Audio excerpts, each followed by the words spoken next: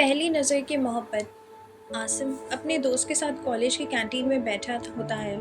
हर तरफ शोर और हल्ले गुल्ले की आवाज़ गूंजती है, मगर आसिम की नज़र उसके सामने वाली टेबल पर जा ठहरी। वो हानिया को देख रहा था। हानिया अपनी किताब खोलकर कुछ लिख रही होती है, मगर बीच बीच में उसके बाल उसके चेहरे पर गिर जाते हैं। हर बार वो उन्हें सुलझाकर फिर लिखने लगती है। आसिम बिना पलके झपकाए उसे देख रहा होता है। आसिम अपने दोस्त रेहान से पूछता है, यार ये लड़की कौन है? रेहान हल्की सी मुस्कुराहट के साथ उसे कहता है, न्यू स्टूडेंट है। पर तुम क्यों पूछ रहे हो? आसिम उसे कहता है, बस यूं ही, कभी देखा नहीं था पहले इसीलिए पूछा है। रेहान छेड़ने वाले अंदाज में उसे कहता है, अच्छा, मगर तुम्हारी नज़र उसे हट क्यों नहीं रही? पहली नज़र में मोहब्बत तो नहीं हो गई? आसिम मुस्कुराकर रेहान को बुक से हल्का मारकर उठ खड़ा हुआ। ऐसा कुछ नहीं है। रेहान मुस्कुराया और वो दोनों वहाँ से क्लास की तरफ चले गए। आसिम लाइब्रेरी में बैठकर एक किताब पढ़ रहा होता है, या शायद पढ़ने की एक्टिंग कर रहा होता है, क्योंकि उसका ध्यान कहीं और था। हानिया पर जो सामने वाली शेल्फ से किताब निकाल रही होती है। एक किताब हानिया के हाथ से गिरती है। आसिम बिना सोचे समझे उठने लगा, मगर तभी हानिया खुद झुककर किताब उठा लेती है। आसिम मुस्कुराता है, फिर अपने आप से मुतमईन हो जाता है कि शायद उसे मदद की ज़रूरत ही नहीं थी। ऐसे ही और दिन बीत जाते हैं और आसिम हानिया की हर बात, हर चीज़ नोटिस करता है। जैसे उसे चाय पीना बहुत पसंद था, उसे किताबें पढ़ने का बहुत शौक था, और जब भी वो मुस्कुराती थी, उसकी आंखें थोड़ी और चमकने लगती थी। आसिम को हानिया की सादा मिजाज पसंद आने लगी थी, और शायद मोहब्बत भी होने लगी थी। क्योंकि आसिम और हानिया अलग अलग बैच के थे, इसलिए हानिया ने कभी आसिम को नोटिस ही नहीं किया था। उसे अपनी दोस्त और अपनी किताबों के अलावा किसी और से रब्ता रखने की ज़रूरत भी महसूस नहीं हुई। कुछ महीनों बाद आसिम कॉलेज से ग्रेजुएट होकर जॉब करने लगा था। उसके मार्क्स और उसकी काबिलियत के मुताबिक उसे अच्छी पोस्ट पर जॉब मिल गई। आसिम हानिया को याद करने लगा था। उसने सोचा, जब वो अच्छी जॉब कर रहा है और शादी के काबिल भी हो चुका, तो वो अपनी अम्मी से अपनी पसंद के बारे में बताए। जब आसिम ने अपनी अम्मी से बात की, तो वो रिश्ता ले जाने पर राज़ी हो गई। कुछ दिन बाद जब आसिम की अम्मी हानिया के लिए रिश्ता लेकर गई, तो हानिया के अम्मी अबू ने हाँ कर दी। ना करते भी क्यों, आसिम हर लहजे से हानिया के लिए काबिल था।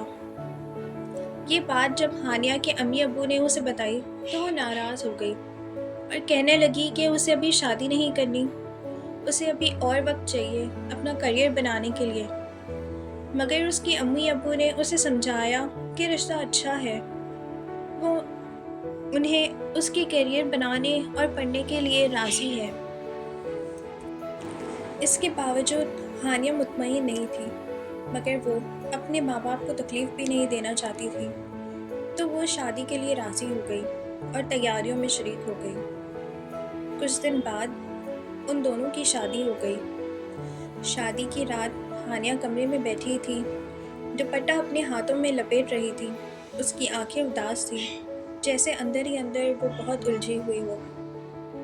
आसिम धीरे से अंदर आता है। वो हानिया की तरफ देखता है, मगर दूर सोफे पर जा बैठता है।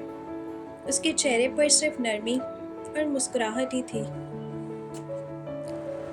आसिम नरमी से कहता है, मैं जानता हूँ ये शादी तुम्हारी मर्जी से नहीं हुई है, और मैं ये भी जानता हूँ कि तुम मुझे एक्सेप्ट करने के लिए तैयार नहीं हो।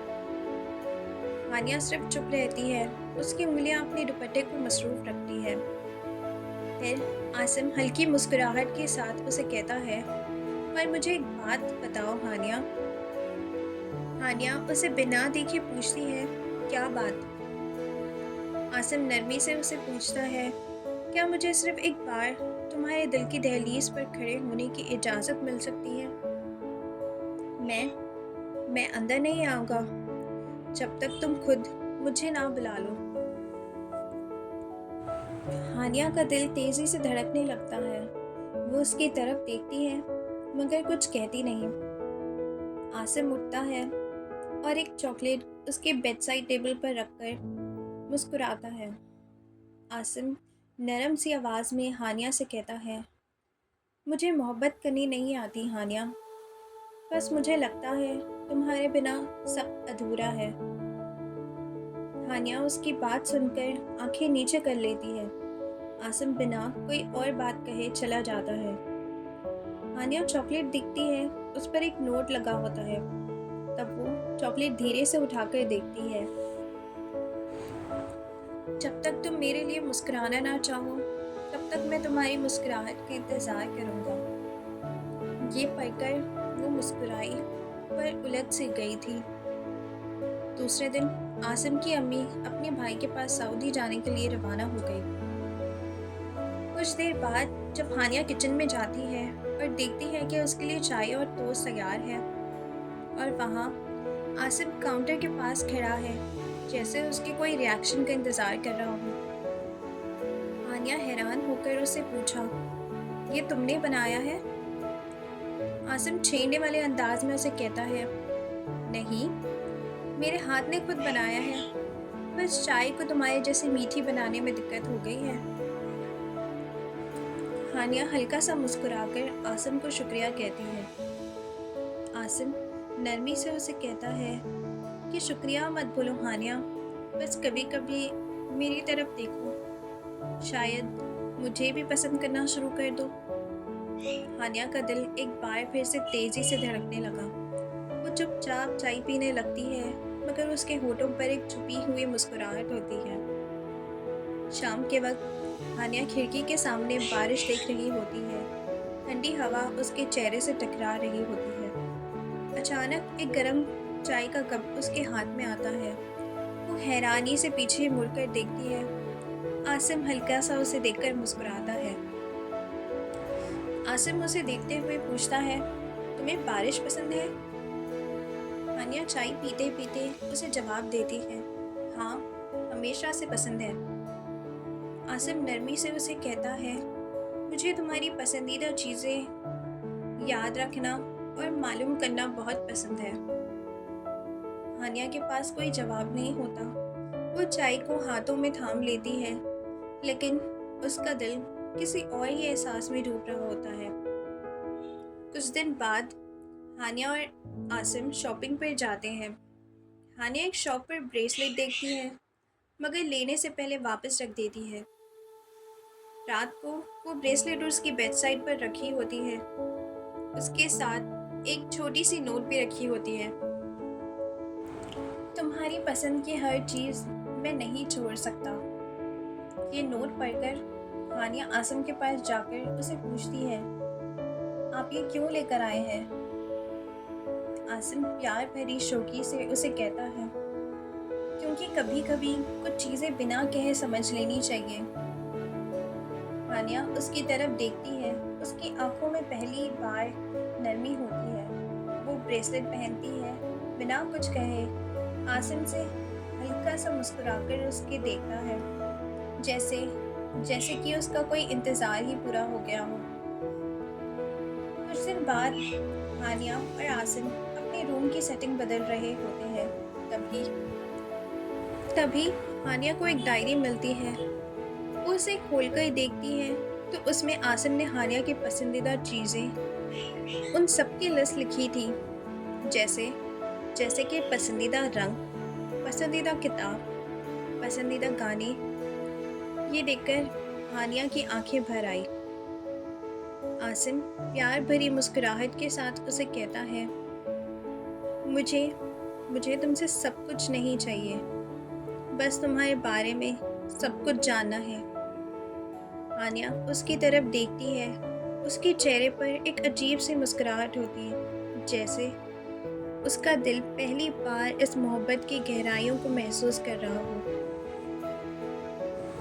हानिया रात को अपने कमरे में अकेली बैठी होती है। उसकी नज़र टेबल पर रखे चॉकलेट रैपर और छोटी छोटी चीज़ों पर जाती है, जैसे उसके हाथ पर बना हुआ वो ब्रेसलेट, डायरी का वो पेज चाय का वो कप, हर चीज़ हर चीज़ उसे आसिम की मोहब्बत का एहसास दिलाती है।